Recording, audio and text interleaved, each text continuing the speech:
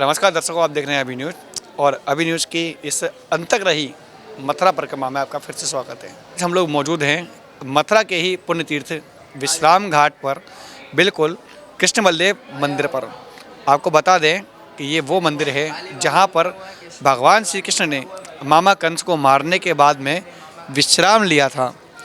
आप देख रहे हैं बिल्कुल ठीक सामने आपको दर्शन हो रहे होंगे कि यहाँ पर जो बाएं हाथ पर हैं वो हैं भगवान श्री कृष्ण, जिनके हाथों में मुरली है, और जो सीधे हाथ की ओर आपको दिखाई दे रहे हैं वो हैं गोरे दाऊ जी, जिनके के हाथ में हलधर कहा जाता है, इनके हाथ में हल है।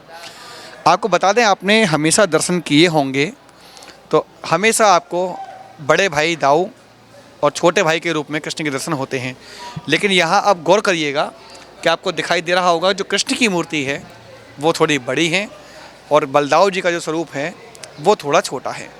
इसका कारण बताते हैं कि जिस समय भगवान श्री कृष्ण ने मामा कंस का वध किया था उस समय भगवान कृष्ण आवेश में थे, और जिस समय आदमी क्रोधित अवस्था में होता है उस समय थोड़ा सा उसका शरीर जो है यानी कि बॉडी लैंग्वेज जो होती है वो क्रोधित अवस्था में होने के कारण बड़ी हो जाती है, यानी कि थोड़ी फैल जाती है।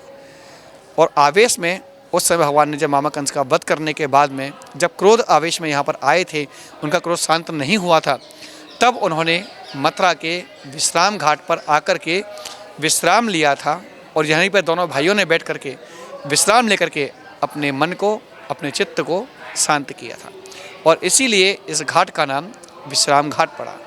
ये कृष्ण बलराम का मंदिर है। यहाँ मामा कंस को मार के भगवान ने यहाँ विश्राम किया है, और यहीं से भगवान द्वारका पधारे हैं।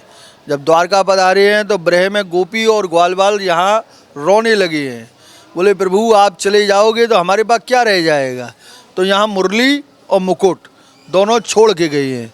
ये वही विश्राम घाट है जहाँ भगवान ने विश्राम किया है करके, मामा कंस को मार करके, इससे इस घाट का नाम पड़ा विश्राम घाट। यहाँ पर एक चीज़ और है, भगवान श्री कृष्ण की और बलराम जी की मूर्तियाँ छोटी बड़ी हैं जो अन्यत्र कहीं दिखाई नहीं देती हैं। केवल बलदाऊ जी की मूर्ति बड़ी होती है, कृष्ण की छोटी होती है, लेकिन यहाँ पर ऐसा बदलाव क्यों?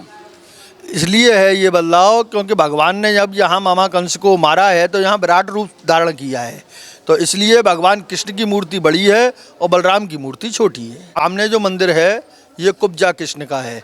सब जगह आपको भारतवर्ष में राधा कृष्ण मिलेंगे, यहाँ कुब्जा कृष्ण है।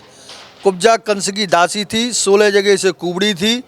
भगवान ने थोड़ी पे हाथ रख करके उसका कुप सीधा किया और 16 वर्ष की छोरी बनाई दी नहीं, और अपने साथ में द्वारका ले गई। राधा कृष्ण कहे सब कोई और कुब्जा कृष्ण कहे नहीं कोई, और एक बार जो कुब्जा कृष्ण कहे तो कोट यज्ञ फल होए।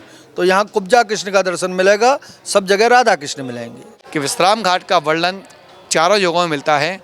ऐसे ही द्वापर युग में भगवान श्री कृष्ण की नगरी कही जाने वाले मथुरा में विश्राम घाट पर ये मंदिर विराजमान है।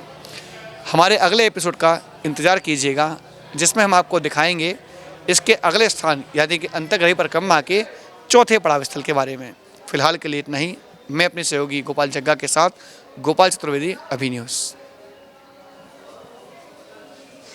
मथुरा का पहला एस्थेटिक सेंटर जहां आप लोगों को मिलेगा proper hair transplant treatment, cosmetic surgery, filler, Botox, laser, tattoo removal, Mexico facial surgery, plastic surgery, dental implant surgery, वो भी स्पेशल डॉक्टर्स की टीम द्वारा, जिनमें शामिल हैं पीरियोप्लास्टिक एवं aesthetic surgeon doctor Ashish, plastic surgeon doctor Amit, maxillofacial surgeon doctor Priyanka, dental surgeon doctor Vinayak एवं doctor Pooja, dermatologist doctor Nithesh Prajapati, oral surgeon doctor Gaurav Tiwari, M&Dentomax, restore your natural beauty, near Pradeep Medical, Maholi Road, Mathura।